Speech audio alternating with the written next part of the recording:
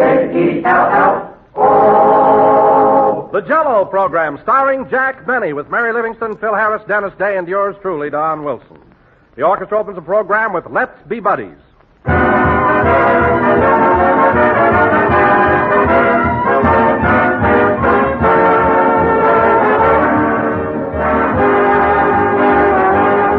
When the makers of Jell-O introduced this famous gelatin dessert a good many years ago, they made a permanent contribution to the American dinner table. And now they've added another standard item to the national menu in those delicious new Jell-O puddings. Jell-O puddings are ready-prepared puddings that take far less time to make them than the old-fashioned pudding, which required 5 or 6 different ingredients and took half an hour or so to prepare. With Jell-O puddings, all you have to do is add the milk and bring to a boil. In about 5 minutes, you pour it into sherbet glasses and set it aside to cool. And there, almost before you know it, you've made the family a swell pudding that tastes truly homemade. A smooth, creamy pudding, as attractive as can be and simply delicious. Jell-O puddings come in the 3 grand old pudding flavors of chocolate, vanilla, and butterscotch. And they're made by the makers of Jell-O, so you know they're good. After this, when you buy Jell-O puddings, too. And enjoy their rich, mellow goodness. Take it from me, friends. There's a treat you'll soon repeat.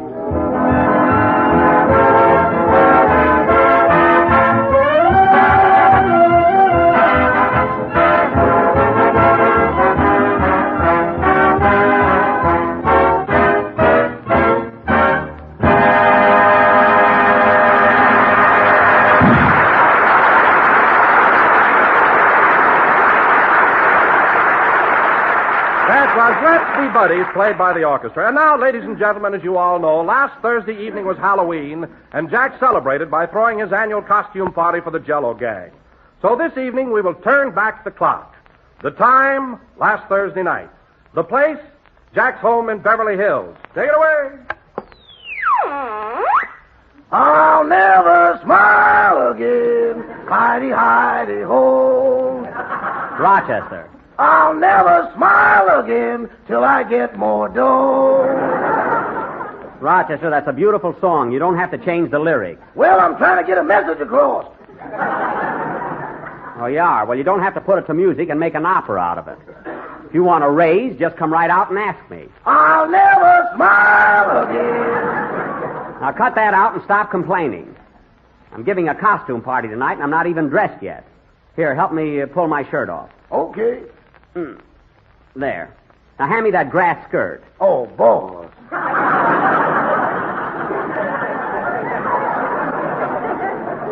Rochester, hand me that grass skirt. Tonight, I'm going to be a hula girl. Hula girl? Yes. With your rheumatism? Never mind my rheumatism. I bought this outfit when I was in Honolulu, and I'm going to wear it. Now, pin that gardenia in my hair. Yes, sir. Well, what's the matter? I can't find anything to pin it to. All right, hang it over my ear. There. Say, that's pretty good. Do I look like a hula girl, Rochester? I suppose so. I guess they come in all shapes and sizes. You can never pay me a compliment, can you? Now go out and make those popcorn balls like I told you to. Yes, sir. Say, boss, how about the cider? The cider? Do you want me to put a little jolt in it? Leave it alone. There's nothing more refreshing than a glass of sweet cider. Nobody's going to slide down the banister on that. Rochester, there's going to be a party, not a brawl. Now go tend to your work. And on your way to the kitchen, answer the door. It's in the opposite direction. I don't care. Answer it. What do you want me to do, rebuild my house? My goodness. Grass skirt's a little long. I better pull it up. It's Miss Livingston. Good evening, Miss Livingston. Hello, Rochester. Oh, hello, Mary. What do you think of my costume? Well, I'll be... What's so funny about me being a hula girl? Hula girl? I thought you were a haystack with dandruff. Mary, if I'm a haystack, what am I doing with this gardenia hanging over my ear? All right, you're a sissy. I'm not a sissy. I'm a hula girl. Princess Jackamoku. Now, later on, Mary, when the party gets rolling, I want you to ask me to do a native dance. No kidding. Are you going to dance? Yeah, I learned it in Honolulu last summer. Get a load of this. It's not the island fair that is calling to me. Dum-dum-dum-dum-dum-dum, dum-da-dum. Wow, how's that? I sure made my hips move, didn't I, Mary? Yeah, now move 'em back.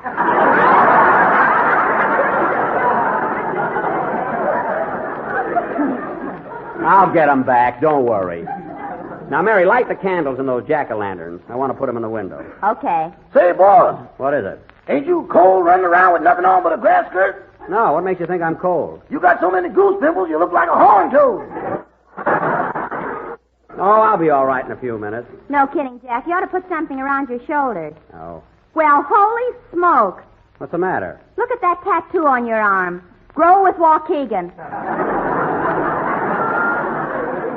Oh, that. I had it done when I was a young fella. You know, I had a couple of snorts of elderberry wine one night, and I felt very civic. Hand me that pumpkin. Here you are.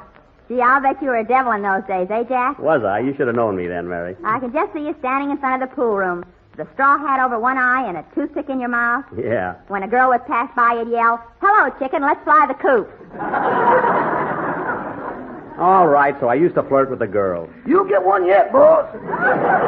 Rochester, I thought I told you to go out in the kitchen and fix those popcorn balls. And see who that is. Why don't you put swinging doors in here? Rochester, this is not a saloon. Especially with that cider. Never mind, answer the door. Okay. Never saw anybody as lazy as he is. Say, Mary, I forgot to ask you, how's your cold? You know, we missed you on the program last week. Oh, I'm fine now, Jack. I'll be with you next Sunday. That's good. Well, look who's here. Hello, Dennis. Hello. Well, look at the kid, all dressed up in a Navy uniform. Where'd you get it, Dennis? My girlfriend goes with a sailor.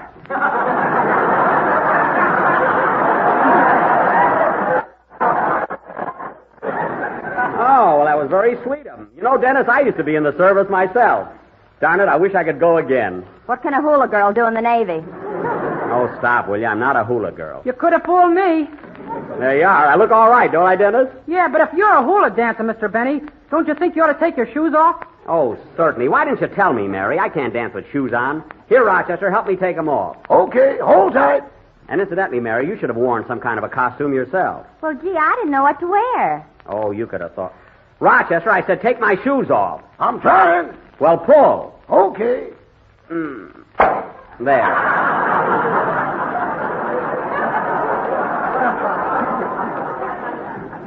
Now, take the other shoe off. Say, Mary, I got an idea how you can dress. Why don't you go upstairs and put on one of my old suits I used to wear in vaudeville? Where'll I find it? They're in the big trunk in my... Thanks. They're in the big trunk in my bedroom. Gee, it feels kind of good to go barefoot. Look who wants to get in the Navy with those fallen arches. Mary, I've told you 1,000 times my arches are not fallen. Then why do you make a footprint like a wedgie? Because I like to keep up with the style. Now go upstairs and put on one of my old suits and get into the spirit of things. Okay. Rochester, don't stand there holding my shoes. Put them away. Well, the right one's got a lot of those old big $1 bills in it.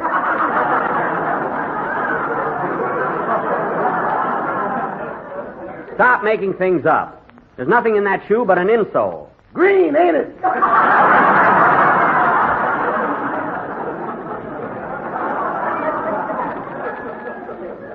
Put them away. I know exactly how much is in there. Gee, I wish the gang would get here. Say, Dennis, Yes, please? what are you going to sing on the program Sunday? Well, I don't know, Mr. Benny. I haven't picked anything out yet. Oh. Well, look, Dennis, there's a brand new number out now called Do You Know Why? It's a song that Mary Martin sings to me in my new picture. The one you made with Fred Allen? Shut up. And it'll fit you perfectly. Look, there's a copy of it on the piano. Run over it for me, will you? Okay, Mr. Benny. And by the way, Dennis, whenever you refer to that picture in the future, just say the one I made with Mary Martin. Leave Fred Allen out of it. Why? Because if you don't, I'll put my shoe back on and kick a field goal with a certain young tenor. Understand? Yeah, 3 points. Oh, sing. Darn, this gardenia keeps slipping off my ear.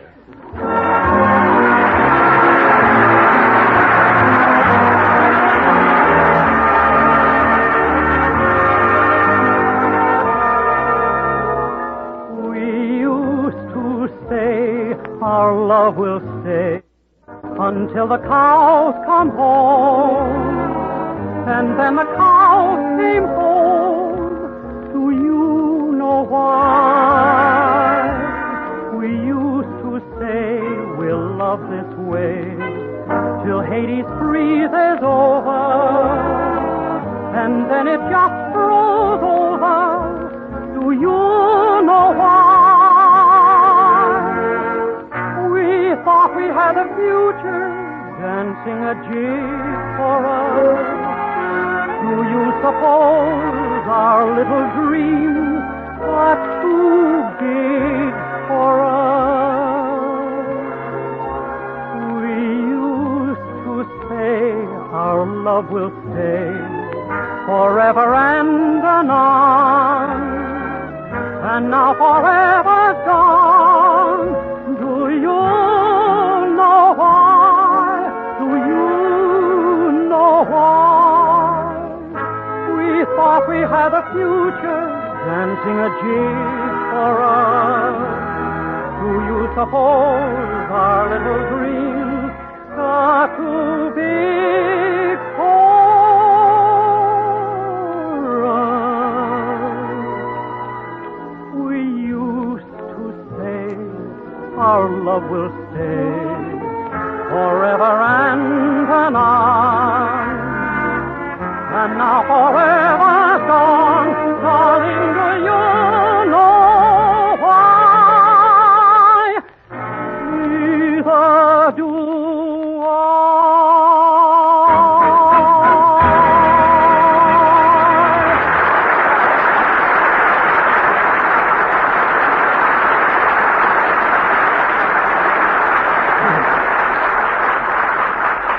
Very good, Dennis. That'll sound great on the program. Yeah, I think it'll be swell. Wonder what's keeping Phil and Don. We want to go out tonight and have some fun. Say, Mr. Benny, while we're alone, do you mind if I ask you a personal question? No, what is it?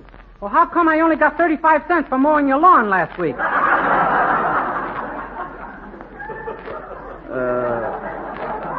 What? I used to get 50. Didn't I do a good job? Well, of course, Dennis, but you see, 35 cents is the winter rate. The grass doesn't grow as high in the winter. Oh, that's right. Certainly. I'm sorry I mentioned it. Oh. That's okay. You're not mad, are you? No. You had a legitimate complaint. No. Don't hesitate to speak up, Dennis, anytime. Huh? And incidentally, I wish you'd watch those... Oh, Rochester. Yes, boy. There's someone at the door. I'm fixing the popcorn. Answer the door.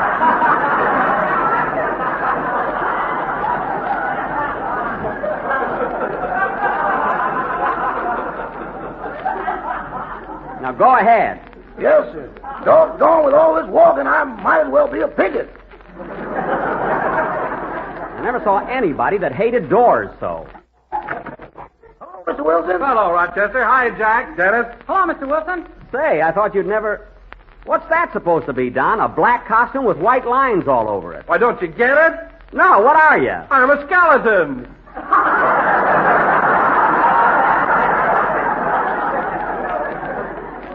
A skeleton? Yes, these white lines create the illusion. Oh, well, those chins cancel it.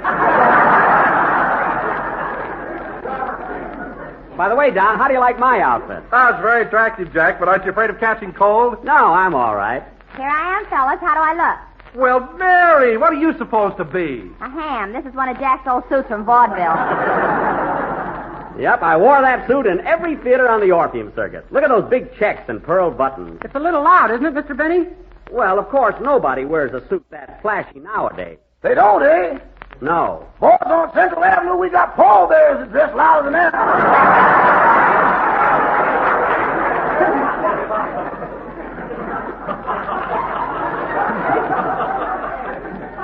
I believe you. What a suit. Get a load of these cuffs on the sleeves. Well, it was all the rage. See, when I used to walk out on the stage in that outfit, I was a sensation. What are those red spots all over the suit, Jack? Those red spots? I don't know. They tomatoed him in Toledo.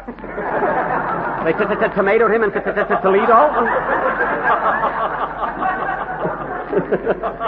Now, wait a minute, Mary. That's a fib. When I played Toledo, it was wintertime, and tomatoes were out of season. You were so bad, they shipped them in. Listen, Miss Livingston, Toledo was one of my best towns. Why, I used to be a... Open up in there. Hey, fellas, there's Bill Harris. Wait till he sees me in this hula costume. Answer the door, Rochester. Here I go again. Answer it. Is my gardenia on straight, Mary? Yes, yes. Good evening, Mr. Harris. Hello, Rog. How you fellas? Hello, Phil. Hi, Mr. Hack. And there's Mary. How's your cold, baby? Oh, a lot better, Phil. That's swell. Ahem. Say, who's the old dame in the grass skirt? Old dame, this is me. I'm a Hawaiian princess. What are you doing later, Toots? Now cut that out. I wouldn't laugh at anyone else's costume, Phil. What are you made up for in that outfit? Well, I'm Julius Caesar. You know, the guy that was nuts about Cleopatra. Julius Caesar? You know, he was a Roman umpire.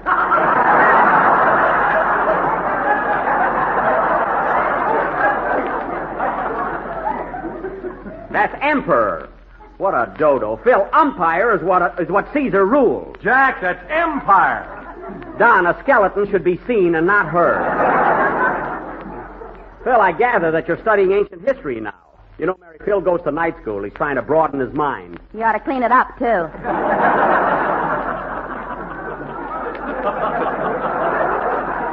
You said it. All right, Mary, all right. You don't have to get derogatory. There he goes with derogatory again.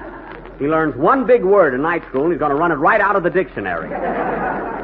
Say, Don, are you going to... Hey, fellas, you know who wrote the first American dictionary? Noah Webster. All right, Phil, we know that. Jack, I'm getting hungry. When are we going to eat? Pretty soon now. All right, Rochester, let's get things rolling around here. Serve the refreshments. Okay. Will you have a glass of sweet cider, Miss Livingston? Yes, thank you. Mr. Dave, Mr. Wilson? Thanks. Thanks, Rochester. How about you, Mr. Harris? Will you have a glass of sweet cider? Absolutely not. I would have bet on that. Rochester, no comments. Now pass that lovely tray of hors d'oeuvres. The what? The hors d'oeuvres. You mean them little things you eat and you ain't at nothing? Yes, just pass the tray. How's the cider, Dennis? Whoopee! Boy, what an imagination. One more drink and he'll go out and get tattooed. Yeah. Now, Dennis, get up off the floor and uncross your eyes.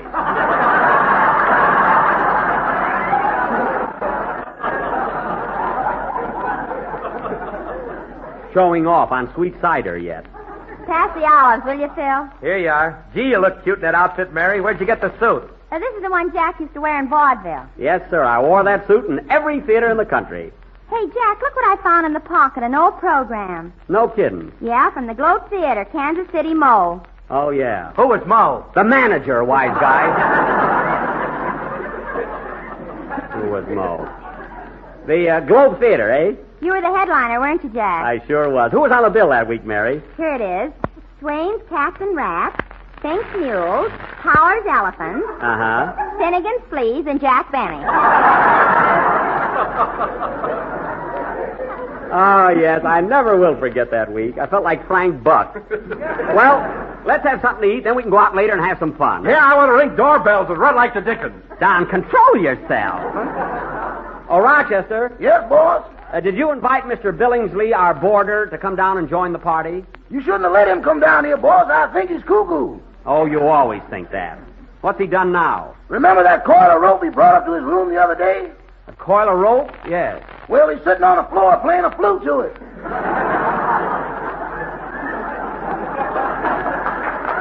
Oh. Well, why didn't you take the rope away from him? I tried to, and it hissed at me.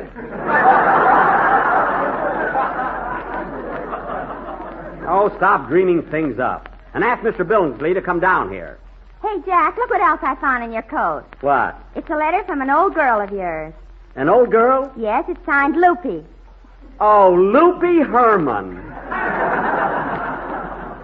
Oh, yeah, from Upper Sandusky.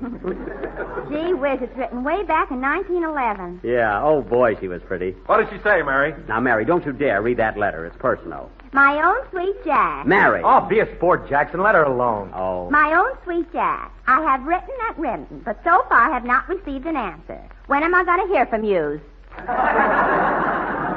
What? Use the dame's illiterate. Oh, fine. 1 week in night school, and he's a critic.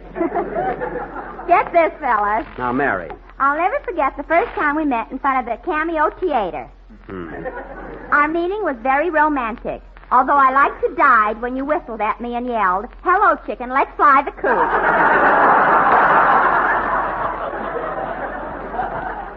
Give me that letter. Papa's afraid for me to marry you because he does not like actors. But if you still want me, I'm the apple in your eye, like what you said. Girls were silly in those days. Now, give me that letter. P.S. I forgot to tell you, a horse ran away with me last Tuesday. I wished it was used. Mary, give me that letter or tear it up. Why, Jackson, I can't understand you going out with a dame that ignorant. Phil, you were spelling Harris with one R up to last week. You're never right. Now, wait a minute, Jack. Phil may not be so hot in English or history, but he's not so dumb. Oh, yeah? You just don't understand him, that's all. I don't understand him. No. That a girl, Mary. Come here, Phil. I want to tell you something. What is it, kid? Well, listen to this. You know, Phil, I'm critical and analytical where you're concerned. I've learned just what you're all about. You mean, Mary, that you think you've really got me figured out? I think so. You're kind of slow at working out puzzle or trick. But when it comes to love, you catch on quick. But look, Mary, I'm only wasting time at bridge. I don't seem to click. But when it comes to love, you catch on quick. Well, there's a lot of other things I know. I'm kind of Yeah? sharp. Where's Alaska? Alaska's right up, When is Christmas? Christmas is the 20th. Who was Lincoln? Oh, I'll bet you I'm wrong, whatever I'm thinking. You're not a whiz at any quiz. Your mind just won't tick. But when it comes to love, you catch on quick. Well, ask me something else. Go ahead. Now ask me something. You don't know what it's all about when you wave that stick. Well, the stick. But when it comes to love, I catch on quick. And even though you have a band, you can't play a lick. Maybe not, honey. But when it comes to smooging, I catch on quick. Ask me something about music, All will right, you? Phil. Anything. What's the downbeat? A downbeat is when you bring What's the half note? that little round thing. What's a ballad? I'll bet you it's something that comes with a salad. You couldn't find your way around with shovel or pick. But when it comes to love, we catch on quick.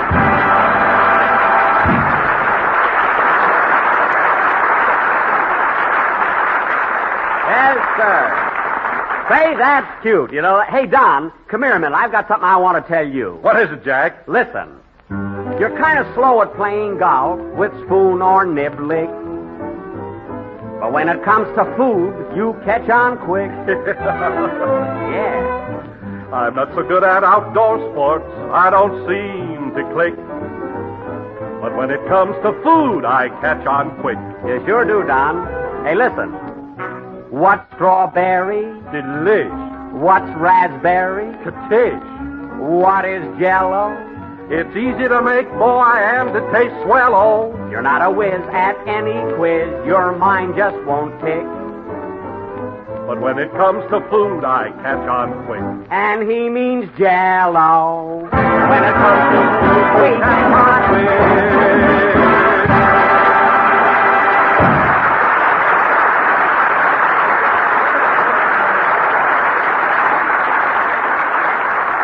Hey, that was great. We ought to sing that Sunday, Don. Make a note of it, will you, Mary? Let me do it. I'm practicing writing. All right, Phil, all right. You can do it. Well, it's Mr. Billingsley. Good evening. Good evening, Mr. Benny. Entertaining your friends, I see. Yes. Yes, won't you join us? No, thank you. I was just going out. That's too bad. Say, that's quite an outfit you're wearing. Yes, I'm Napoleon. Well, there's nothing like dressing up on Halloween. Oh, is this Halloween? Goodbye.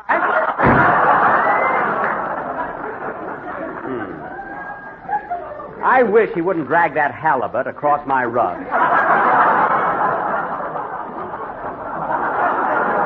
Hey, fellas, what do we do now? Big Bob, ring doorbell. Okay. If I hear another doorbell, I'll scream. Too bad about you. Come on, fellas, let's go.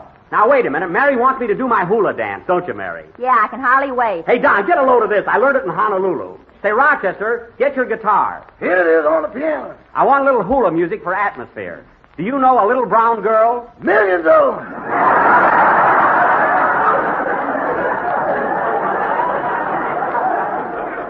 I mean the song. Now, come on. Oh, Jack, you're not going to dance with that cigar in your mouth. Joe Frisco does. Come on, Rochester. 1, 2. It's not the island fair that is calling to me. Dum dum da dum dum dum dum da da da da dum. boy wiggle. Da da dum dum bum bum bum bum bum. Oh, Jack, Jack, stop. Da da da dum bum. Stop. Your brass skirt's on fire from your cigar. Da da. Oh my goodness! Look at the smoke. Hey, put me out! Put me out! Still throw some water on him. Throw the cider. It's no good anyway. Well, do something. Oh, my eye. I can't see out of my right eye. I'm blind. That's your gardenia. Pull it up. Oh, yeah. Well, somebody do something. I'm getting hot. I'll get some water out of the kitchen. I can't wait for that. Open that door. I'm going to dive in the swimming pool. Gangway. Hey, boss, come back. What's the matter, Rochester? I just drained all the water out of the pool. My goodness, he's out on the diving board. Here I go. Whee! Yes! Jeepers creepers, I'm going to kill somebody. Rochester! Rochester!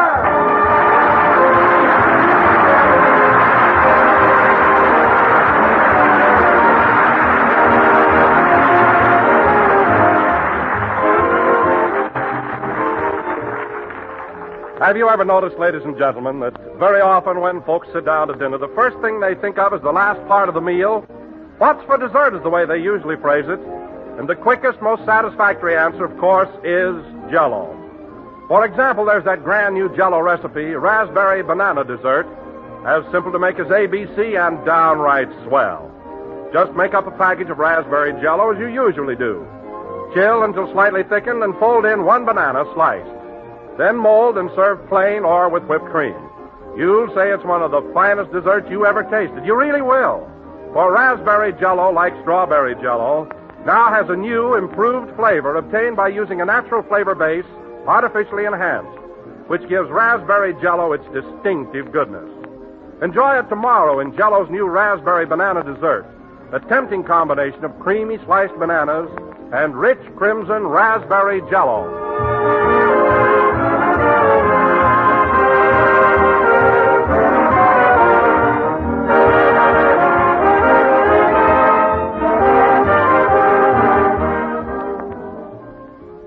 Well, folks, That's what happened at my house on Halloween night. and now, ladies and gentlemen, for this week's program, we bring you that flat-headed comedian, Jack Benny. It's too late now, Don. Good night, folks.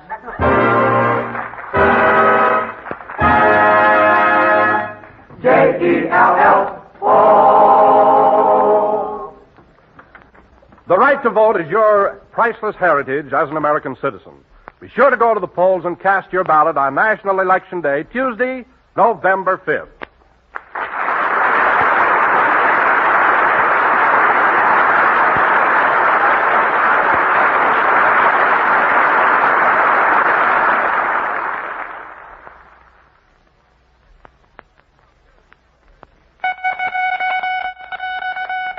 News for thrifty housewives. Log cabin syrup for less money. Popular table size, not more than 18 cents in most stores. Ask your grocer about his new low price. Remember, same luscious log cabin syrup. Same high quality, same mellow flavor. Only the price has changed. Tomorrow, buy log cabin syrup at the new low price. The lowest in history.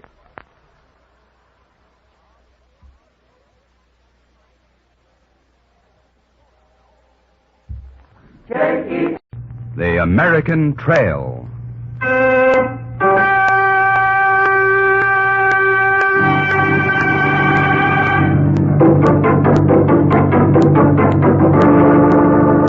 The American Trail.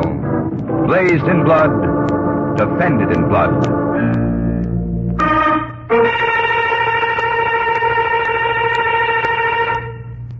Chapter 4.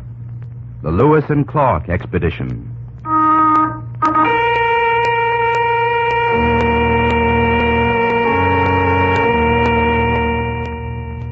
1803. The newly acquired Louisiana Territory, several times larger than the United States, was a vast, uncharted wilderness.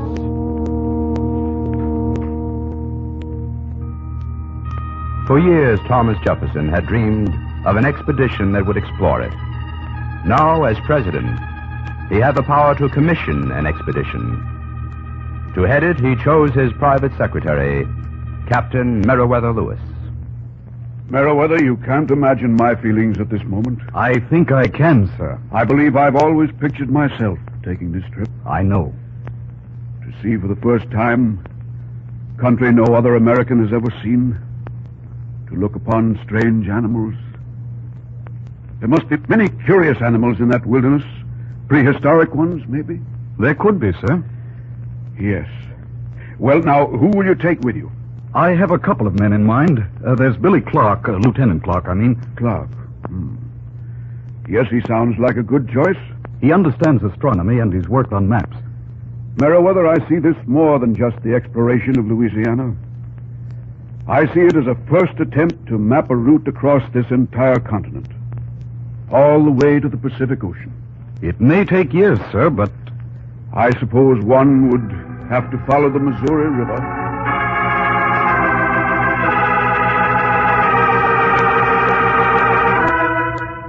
A year later, Lewis, Clark, 30 volunteer soldiers, and a famous scout and Indian fighter, a man named Wetzel, moved up the Missouri into the unknown. Captain Lewis! Rapids! Rapids ahead!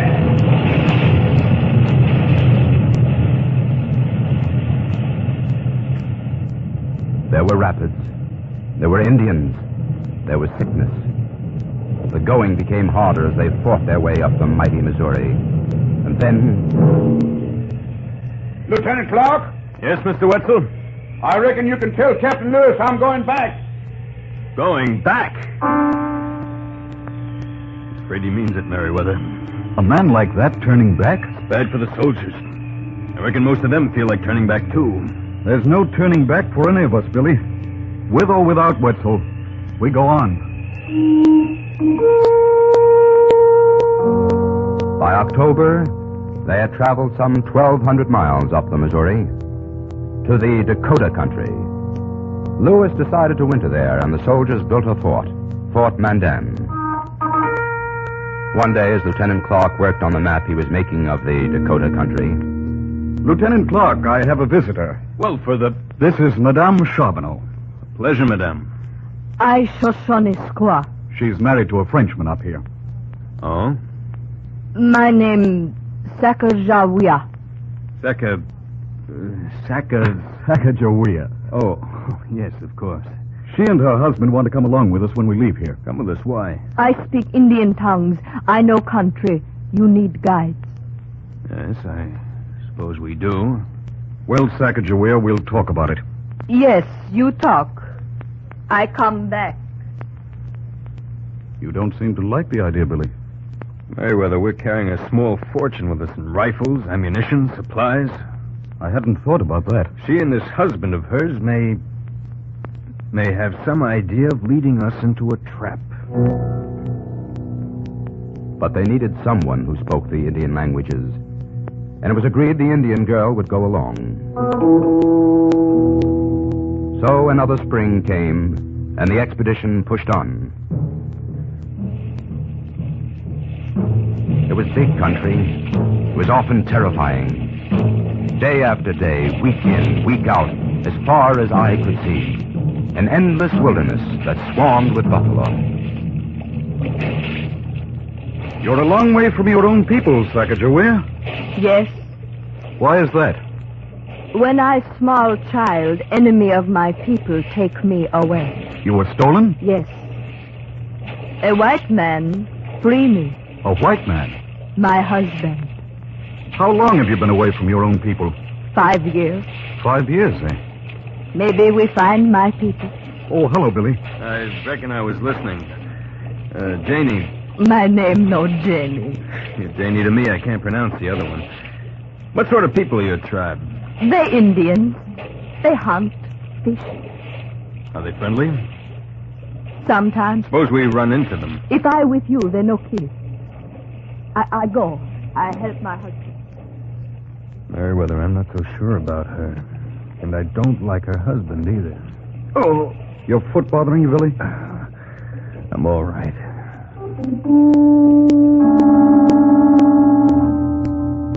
Clark suffered. They all did. Hardship was taking its toll. The men were sick, medicine ran low, progress became slower.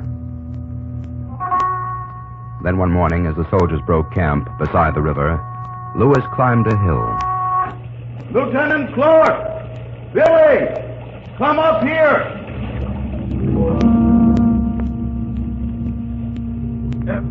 What's the trouble, Merriweather? Look! As far to the west as you can see. Man, I never saw the likes of that before. they must be the mountains that hold up the sky.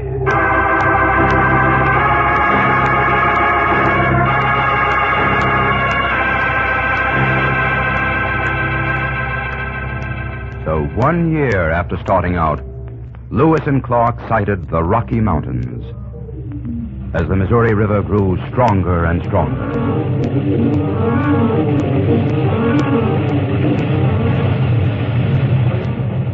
And then one day, the expedition, exhausted to the point of collapse, camped deep in the Rocky Mountain wilderness. The Missouri had ended. We must have come a long way, Billy. According to my reckoning, more than 2,000 miles. Do you think we'll ever see the Pacific Ocean? If we don't, we'll just die out here somewhere. Captain Lewis! Smoke signal! Smoke signal. Where, Sergeant? Over there, sir! On that hill! Oh, yes. We've been seen. Very much seen. Look, coming out of the valley over there. Indians. And I think I know who's responsible. Sacagawea? Yes, I don't see her around. Nor her husband. Men, keep to the cover of the rocks. Don't open fire until I give the order. And pick your target carefully before firing. That's all. Good luck. Give the order, Merriweather. Wait. Who's that running out of the rocks? Sacagawea. Where's she going? Sacagawea! Come back here! Come back! Janie, come back! Hold your fire, men! Hold it! She's crazy, that girl.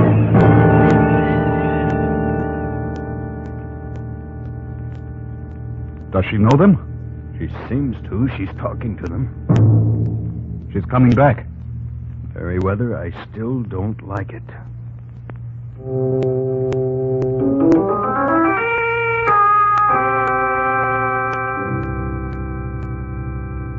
Come. These my people. The Shoshones. Indian chief. My brother. There was great rejoicing at Sacagawea's return to her people. A feast was prepared. But there was something about the manner of the Indians that none of the white men liked. And when the feast began, they stayed close together. You posted guards over our supplies, Billy? Yes, Sacagawea's big brother has his eye on him, on our guns, too. Careful. He's watching us. And I'm watching him. They're getting a little wild. Merriweather, I have a strong feeling that if any of us go to sleep, we'll wake up without our scalps.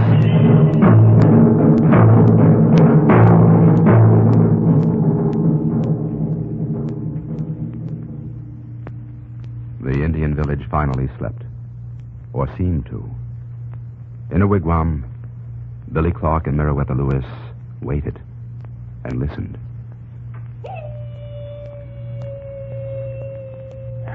It's almost dawn. If they're coming, they'll come soon. I was just thinking. Here we are, you, me, the rest of us, waiting to be massacred by a tribe of savages. Why? We knew what to expect, Billy. But we came. Why? Maybe the instinct for nobility that causes some of us to risk life and limb just to make things easier for those who come after us. Merriweather, you make me feel real noble. Quiet. Listen. Someone outside. Jamie. Sacagawea. What is it? Come, we leave. I go with you, but we leave now. I got horses waiting. Come, we go.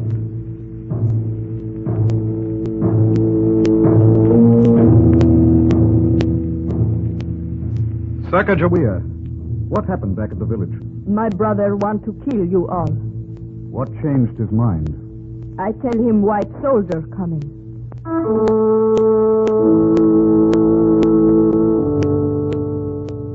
West of the Rocky Mountains, on the gray tree-covered slopes, icy winds drove through the forest. Supplies ran low. Some of the men looked like living skeletons as they followed the Columbia River. At least we escaped massacre. In order to freeze to death. We on high ground. Not so cold soon. How far have we come, Billy? 3,000 miles, I reckon. And been gone, how long is it? 18 months? 18 years, it seems like. I hear something. Listen. Something. Yes. Sacagawea. Do you hear anything? The great water. Look. Man, look at that. Come on!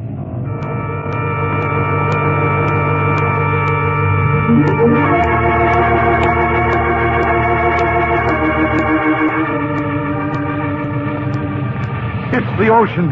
The Pacific. Sacagawea, come here. Look at that ocean. Look at Meriwether, we've done it. We've reached the Pacific. It's beautiful. It's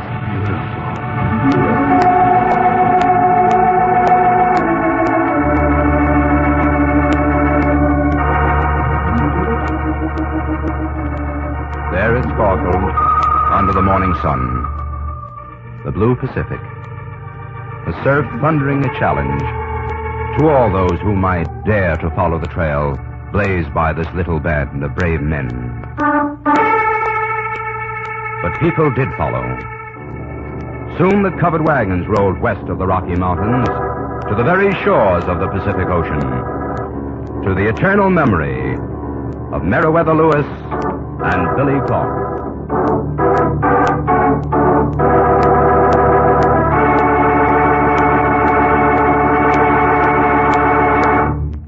This has been the fourth chapter of the story of the American nation, brought to you by the Ladies' Auxiliary to the veterans of foreign wars.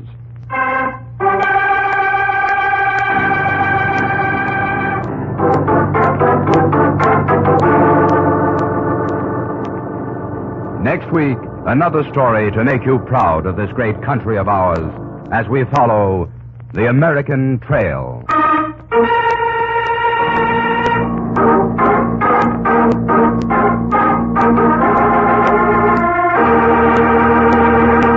I'm a very lucky boy. I've got a Tootsie Roll Pop. And I'm a very lucky girl. I've got a Tootsie Roll Pop. All of the kids in the neighborhood say Tootsie Roll Pop's a triple good. Triple good. Triple good. Sure, because...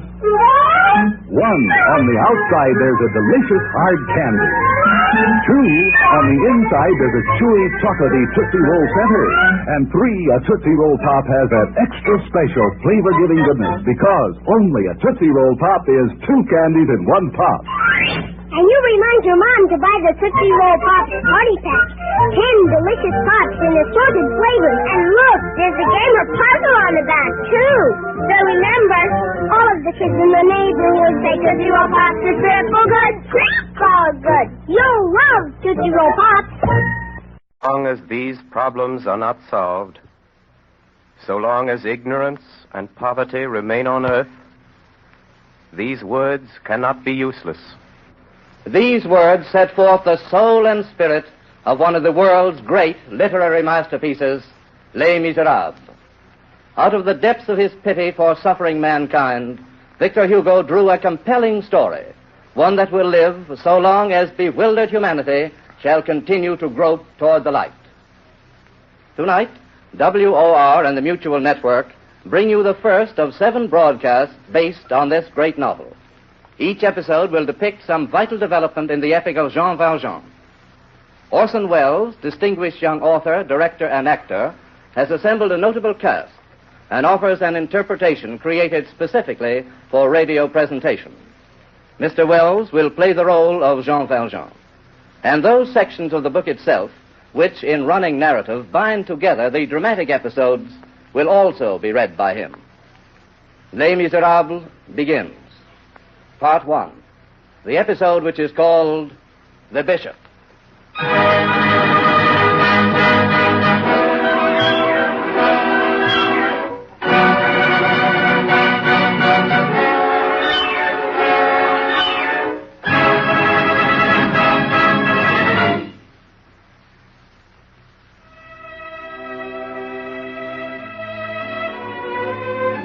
An hour before sundown, on the evening of a day in the beginning of October, 1815, a man traveling on foot was seen entering the little town of D. Nobody knew him. He looked ragged and mean. He must have come far that day, for he looked weary. The traveler went first to the mayor's office with his passport, and then turned his steps toward the inn. Who is it? A man who wants food and a bed. One moment, monsieur. Good evening. Is dinner ready? Monsieur, I'm sorry. I cannot receive you. Are you afraid I won't pay you? I have money. I'll pay in advance. I have no room. Well, then, put me in the stable. I'll pay you. I'm sorry. Well, the attic or a corner of the kitchen. I must have lodging. We'll see after dinner. I can't give you dinner. But I'm hungry. I've been walking since sunrise. 12 leagues. I'm hungry. Get out. What do you mean? You heard me. Get out. But I don't understand. Monsieur, I suspected something when I saw you go into the mayor's office. So I sent my boy across to find out. Monsieur, shall I tell you your name? Oh. So you know. The traveler looked at the innkeeper, bowed his head, picked up his knapsack, and went off down the street. If he had turned, he would have seen the innkeeper in his doorway, pointing him out as he went, to the guests of the inn and to the passers-by. Night came on. It had begun to rain. He passed the prison. Mr. Turnkey! Mr. Turnkey! Well, what is it? Mr. Turnkey, your pardon. Will you let me stay here tonight? This is a jail, not a tavern. Get yourself arrested. The traveler did not know the streets. He walked at random. He came to the prefecture, and then to the seminary. As he passed the cathedral square, he shook his fist at the church. Then he stopped at a stone bench in the Bishop's Street and lay down there, hoping for sleep. Who was this man? He was a criminal, and he had paid for his crime. He was an ex-convict. He was tried 19 years before, in 1796.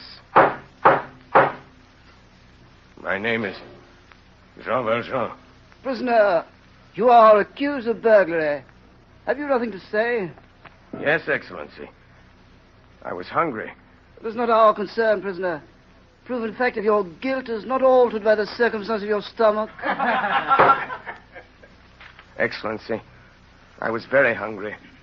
My name is Jean Valjean, Excellency. I come from Brie. My father and mother are both dead, and my sister's husband is dead, too, so she lives with me at Faverolles. She and her little ones. They are hungry, too. Excellency, I'm a pruner at Faverolles, and in the pruning season I earn 18 sous a day. And that's all. It's very hard, Excellency. It's a very hard winter. There's no work, and there's no bread. No bread at all. Just no bread, Excellency. None. And I can't find any work. And they're all hungry, Excellency. More hungry than me, much.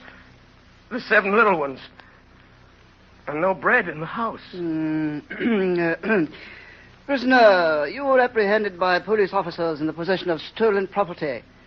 This court has reviewed the charge, and here finds proven finally against the prisoner the crime for which he is on trial. Namely, the burglary of one loaf of bread. Excellency, what does that mean? It means, prisoner, you're a thief. The court finds you guilty. I didn't know I was a thief. Jean Valjean, you are sentenced to 5 years in the galleys. The galleys. 5 years at the oar of a prison ship.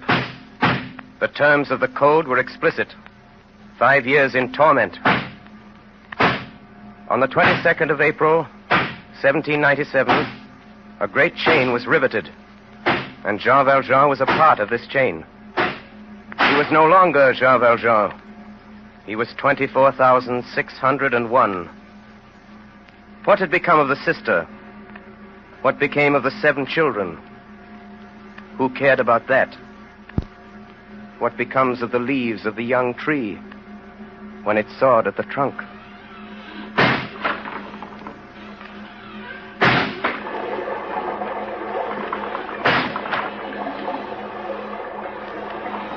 And all this time, Jean Valjean talked little, and he never laughed. When he left the galleys, he had not shed a tear for 19 years. 19 long years. For near the end of his 4th year in the prison ship, Jean Valjean escaped.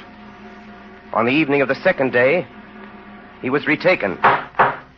Number 24601, for attempted escape. The prisoner's sentence extended 3 years. 3 years, which made 8. The 6th year. 24599. Here. 24600. Here. 24601. 24601. 24601. 24601 is not present. The prisoner has escaped. Fire the alarm cannon. That night they found him. He resisted the galley guard. Escape and resistance. Under provisions in the special code, the prisoner's sentence extended 5 years. 2 with a double chain. 5 years, which made 13.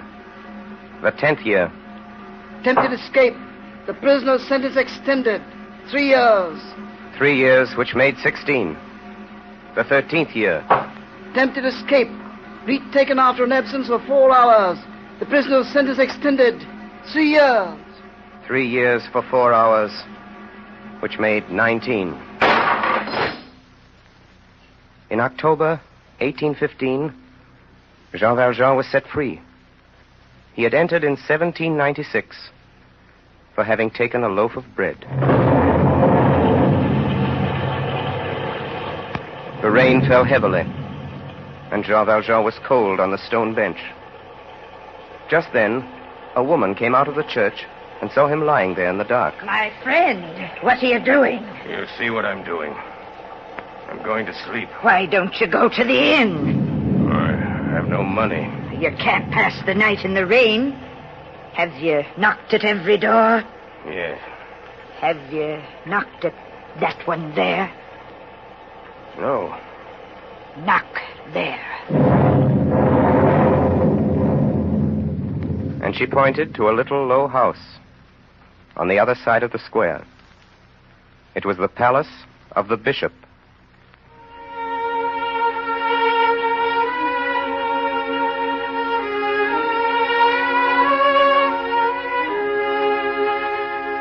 This first part of our story is concerned with 2 people.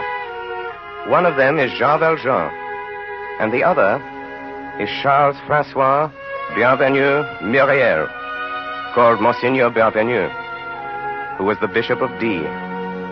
We must pause to examine this Bishop of D in order to understand what is to follow.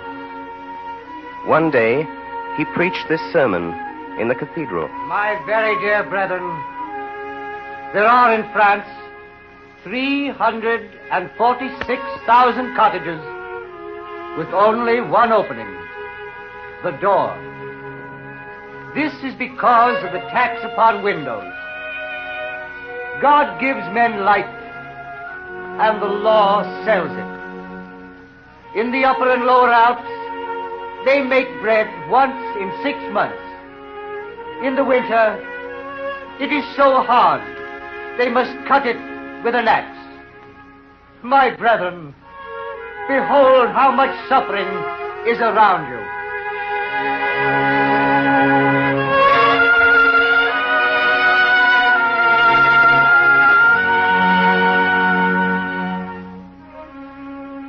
The Bishop of D lived very humbly. He had no retinue, and there was with him in his house only 2 old ladies, his housekeeper and his sister, Mademoiselle Baptistine. Here is a letter written by his sister to some girlhood companion. December 16th, 1814. My dear Madame, not a day passes that we do not speak of you. I am happy, but the weather is severe, and one must do something for those who lack. My brother is so good. He gives all he has to the poor and sick. He exposes himself to every danger. He goes out in the rain, travels in winter. He has no fear of darkness or of dangerous roads, or of those he may meet. Last year, he went up all alone into a district infested with robbers.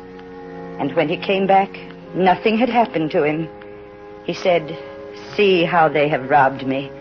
And he opened a trunk in which he had the jewels of the Embrun Cathedral, which the robbers had given him. Upon that occasion, I could not help but scold him, taking care only to speak when the carriage had made a noise so that no one could hear us. The housekeeper has had difficulty accustoming herself to what she calls his imprudence. But now that the thing is settled, we pray together, we are afraid together, and we go to sleep. Should Satan come to this house, no one would interfere. But after all, what is there to fear in this house? Farewell. With 1,000 good wishes, Baptistine. It will be seen that the bishop was a good man. He had no systems, but many deeds. When he had money, he visited the poor. When he had none, he visited the rich.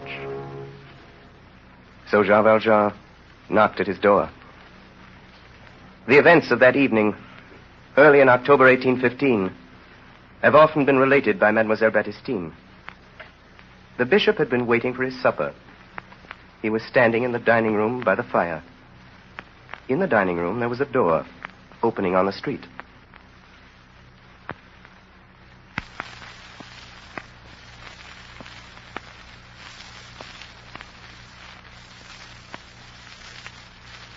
His housekeeper, who was setting the table, was just telling his sister about Jean Valjean. He has a club to beat you with, a rope to hang you with, and a sack to put you in when you're dead. God save us. Did you see this man? I did not see him at all, thank heaven, Mademoiselle Baptistine. Then, madame, how do you know how he looked? Your Greatness, he was described to me in the market.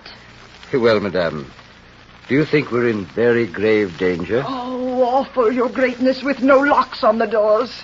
And I say, Monseigneur, and Mademoiselle Baptistine here says also Me, madame, I say nothing. What my brother does is well done. We say this house isn't safe. We say that a door which opens by a latch on the outside to the first comer, nothing in the world could be more horrible. And Your Greatness does have the habit, if I do say so, of always saying, "Come in." Goodness, come in even at midnight. The Lord knows there's no need to ask leave to come in at this house when even the beggars... Come in. It is he. Come in, monsieur. Listen to me. Listen to me before you say anything. Listen. I'm a convict. You hear that? I've been 19 years in the galleys. 4 days ago, they let me out. And I've walked all this way from Toulon. I went to the inn, but they sent me away. The jailer wouldn't let me into the prison. No one will have me. I'm a convict. I tried to sleep out under the stars, but there were no stars. It rained, and there was no good God to stop the drops. A woman showed me your house and said to me, "Not there."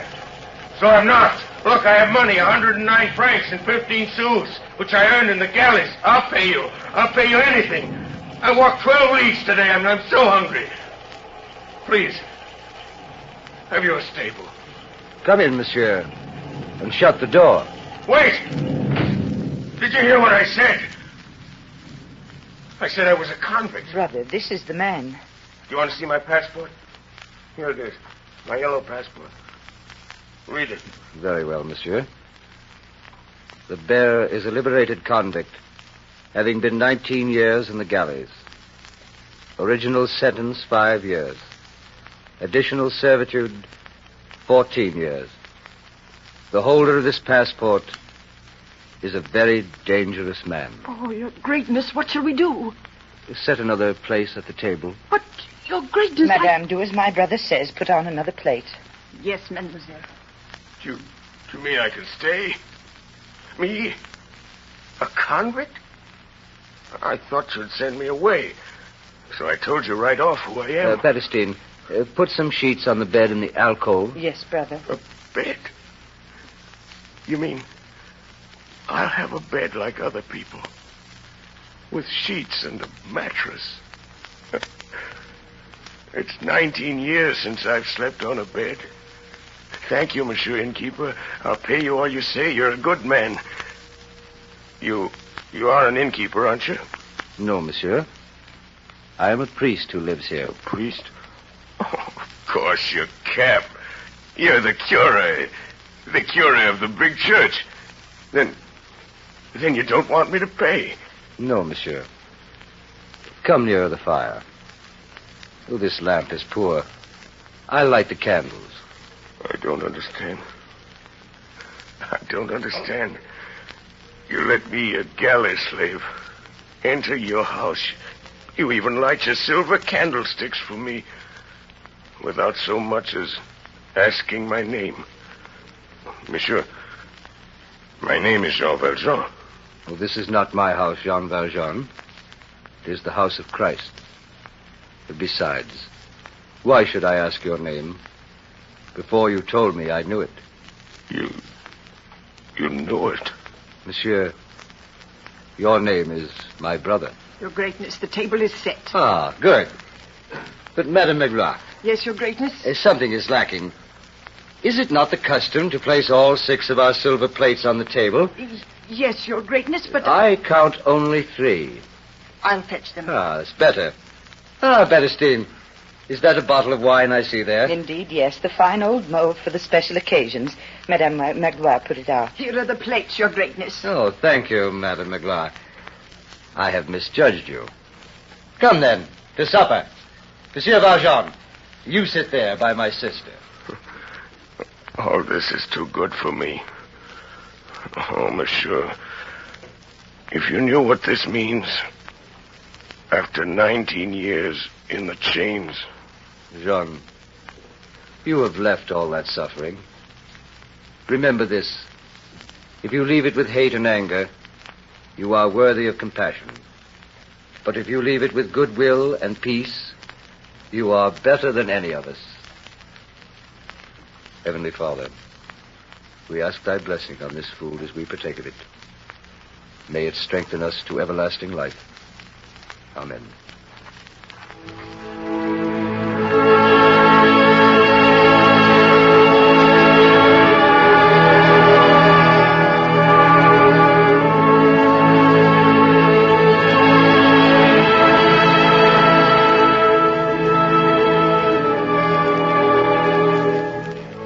Later, Mademoiselle Battistine described the progress of this supper in a letter written to a friend. All I can say is that my brother took supper with this Jean Valjean with the same manner he would have used with the provost or the curé of this parish.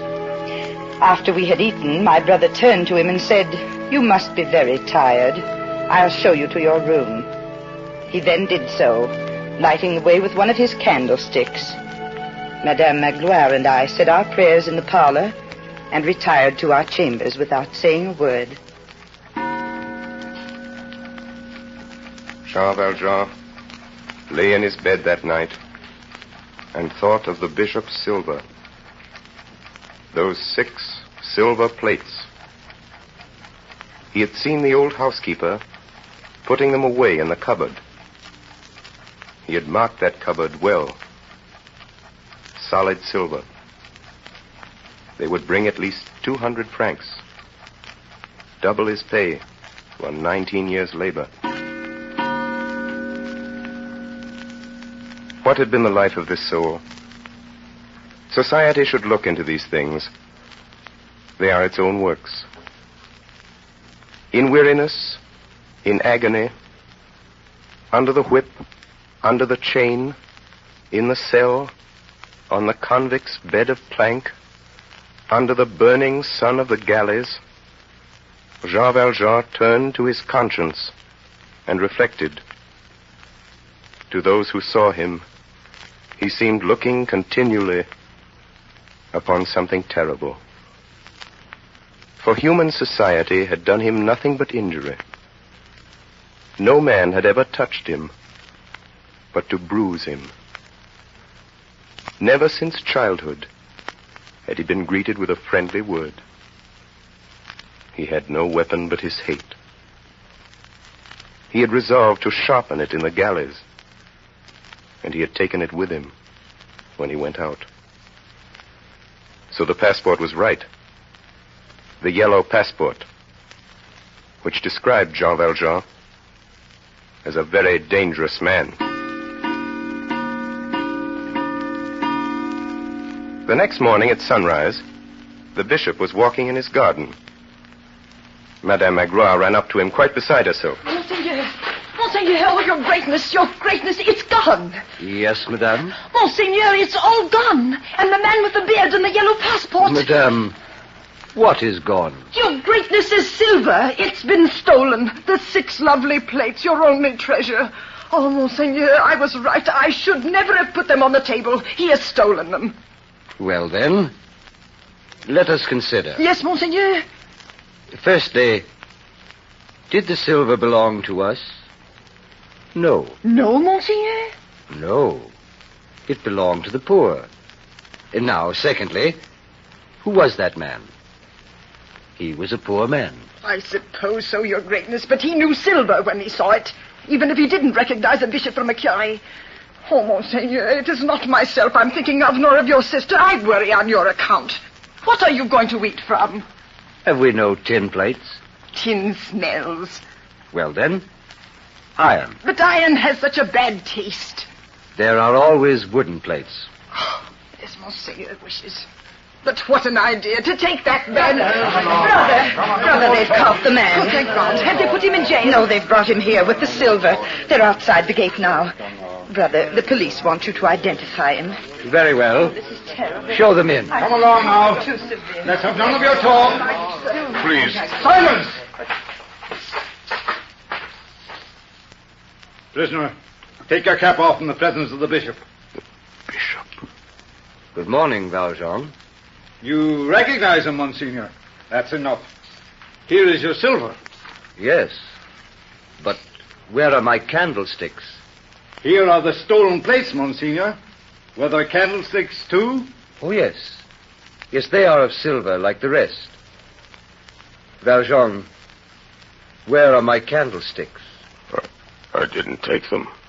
Madame Magloire, be kind enough to go in and get them. What, Monseigneur? Go get the candlesticks. But I...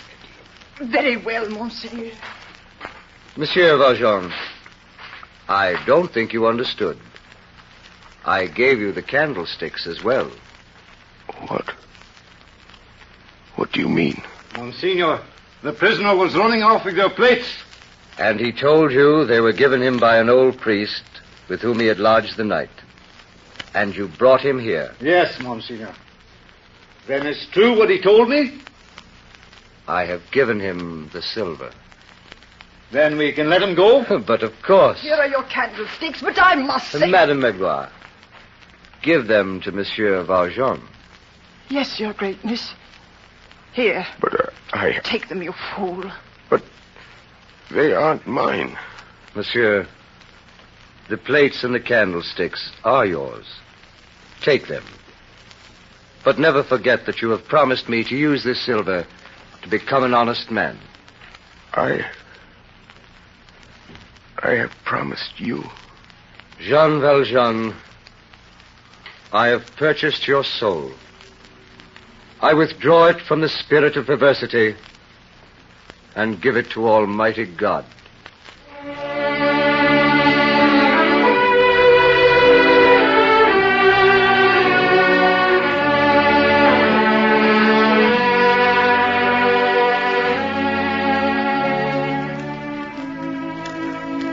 Jean Valjean ran out of the city as though he were escaping and made haste into the open country.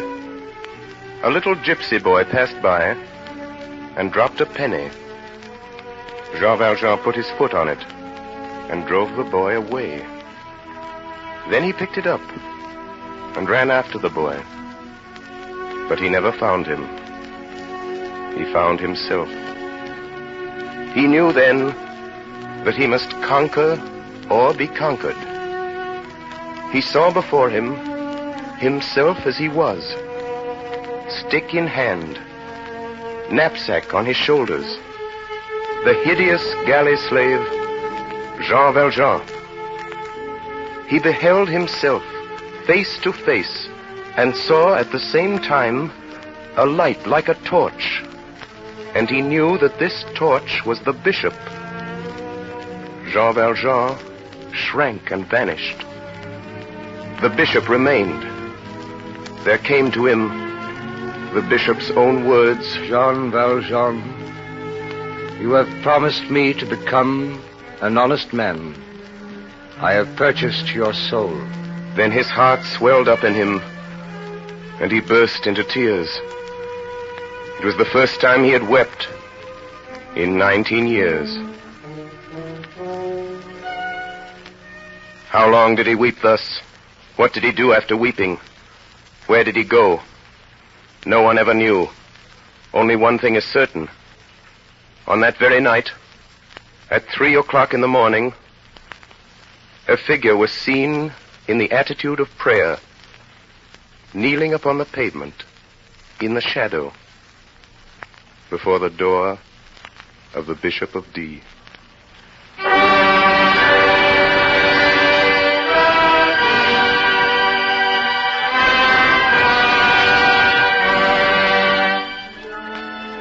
WOR and the Mutual Network have presented Part 1, The Bishop, of Victor Hugo's absorbing story, Les Miserables. Orson Welles has played the role of Jean Valjean and read the narrative passages of this presentation, which he has prepared specifically for radio broadcasting. Next Friday evening at 10 o'clock Eastern Daylight Saving Time, we shall present Les Miserables in its second episode, which introduces Javert. This is the Coast to Coast network of the Mutual Broadcasting System.